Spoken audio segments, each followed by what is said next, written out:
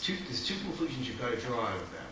One is that it is one among many influences, that indeed there are cultures, there are scholarly cultures, and I don't want to steal my lines from tomorrow, you just have to come tomorrow and listen to me describe chemists, that have very little to do with financial incentive and have to do with centuries of development of a culture.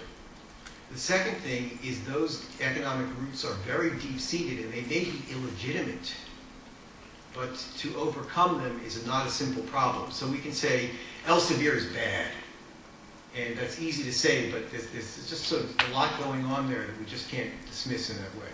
So you're right, but there's a lot else going on. And that is indeed the essence of these kind of studies, to understand that. Any other questions? I've got a question from Montreal here. Oh, I knew Stephen would. Stephen and I have argued about these things so many times. Right. There's the okay.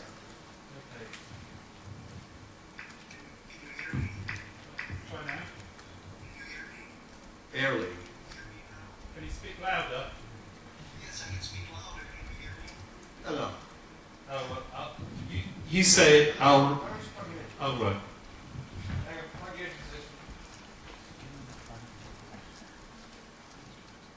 Stephen must be getting dizzy. Okay, Stephen. Hi, Carl. Hi, Stephen. There are no disciplinary or cultural differences whatsoever in one thing, and one thing only.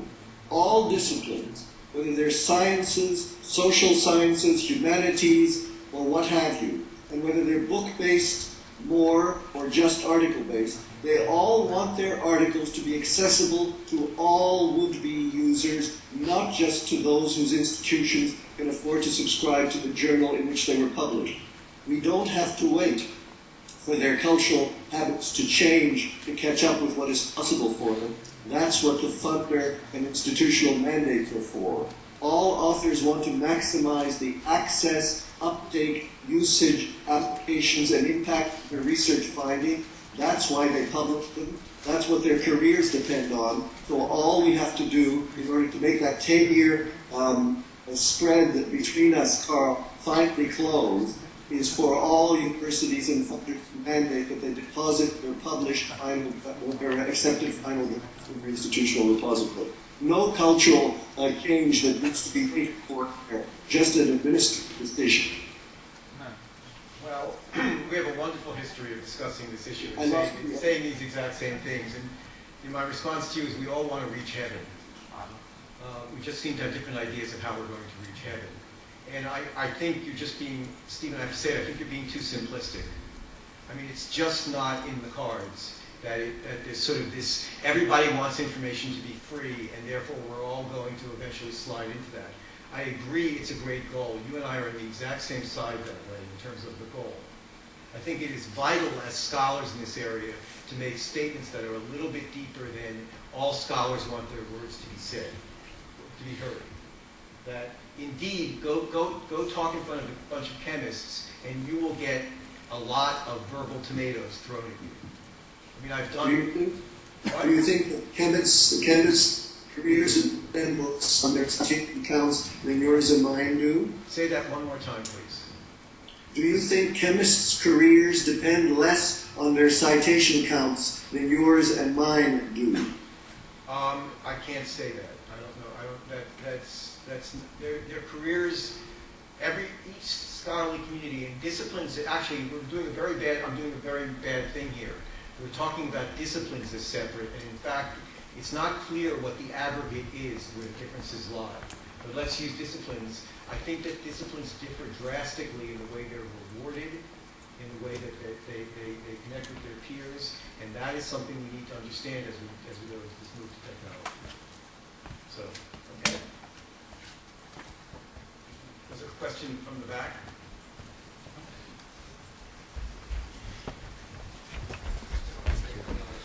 Thanks.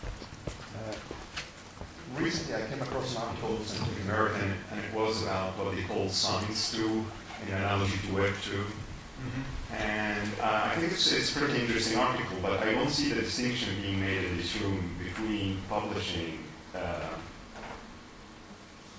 raw data and publishing research results and publications.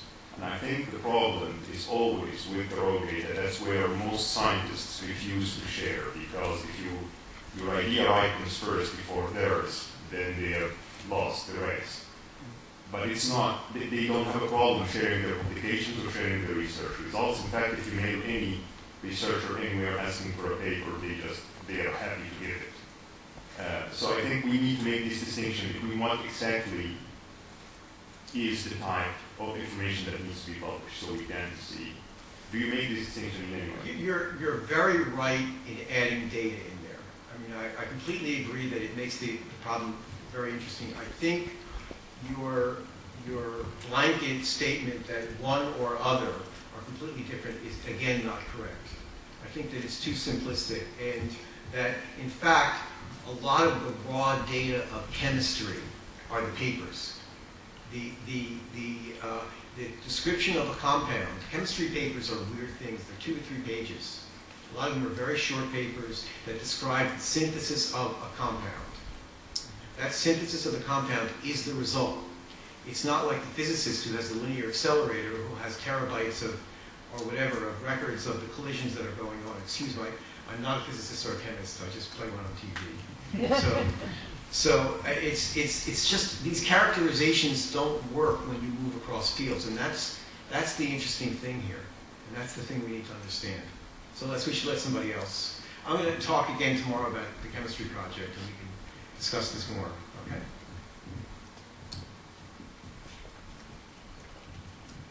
Okay, thanks very much, Carl. Thank you for your input there.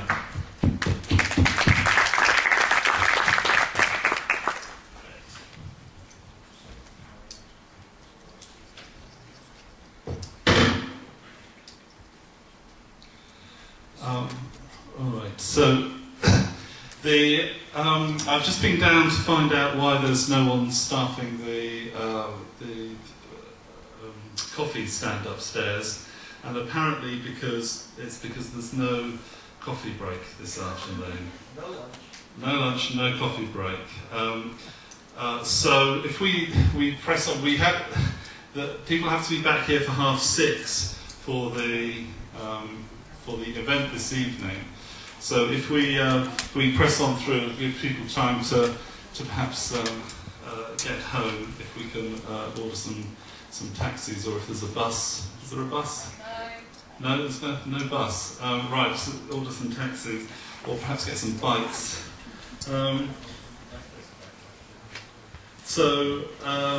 Harry, yeah, you're up next. Are you okay to come up with? The person, it'd be good if the person who is one.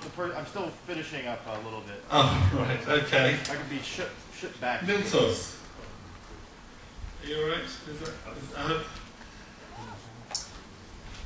So I managed to synthesize this wonderful order where the topics flowed like treacle from cognitive science all the way through to a hard technology demo at the end. And the whole thing, I just messed up the whole thing, so I do apologise. And there was going to be coffee as well, never mind. Miltos, thanks very much.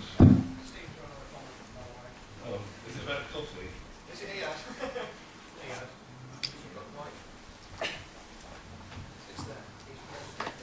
Oh, right. Stephen's made a comment about open access. I thought he'd think he said all of this. Oh, no. It's a comment about the data. It's a quote commentary. Stephen's pointing out that the open access with a capital O, capital A, the name of the activity of the movement, is about open access to refereed journal articles, to items that have been deliberately designed to be made public. Data is another story. Many researchers want to mine their own data first. So data open access is not as open in the Shutter case as article open access. There we are. Right, so I'm going to hand over to Miltos now. Thanks very much.